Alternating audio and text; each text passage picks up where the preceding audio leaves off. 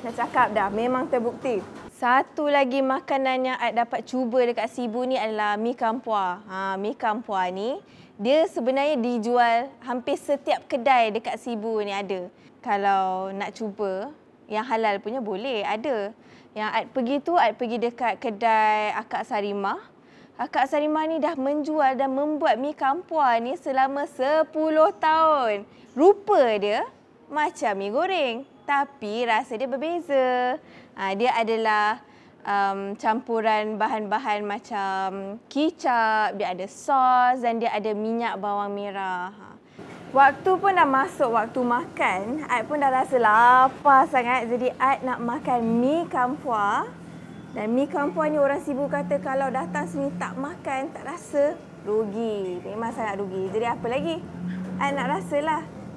Kalau kita tengok mi ni ada ketulan-ketulan kepingan-kepingan daging, ada ketulan-ketulan ayam, ada cili, limau kat tepi, dan kemudian dia datang dengan sup dan juga cili potong.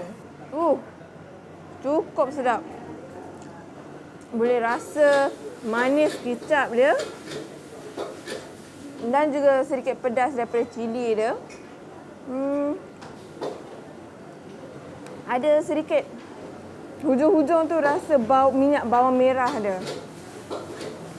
Dia punya mi ni lebih kenyal daripada mi kuning sebenarnya.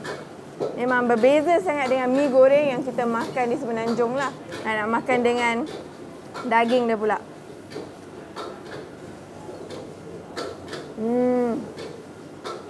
Cukup sedap. Sekarang I nak rasa sup yang datang sekali dengan mi ni.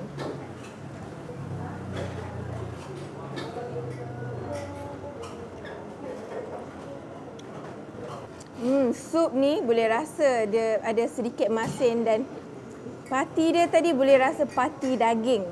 Tapi I yakin kalau kita makan dengan mi ni mesti saling melengkapi. Okay. Mi kita campur sikit dengan sup.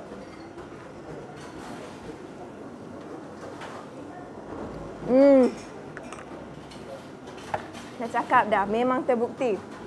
Sup ni masing-masing ni kena dengan kemanisan mi kampua ni. Cukup menyelerakan. Sebenarnya kalau korang nak tahu, di Borneo ni agak susah nak cari mi kampua yang halal. Tapi di Sibu, bolehlah korang datang di kedai Star One Cafe, di kedai Kak Sarimah ni. Dan bolehlah korang rasa mi kampua yang halal. Cuba di sini.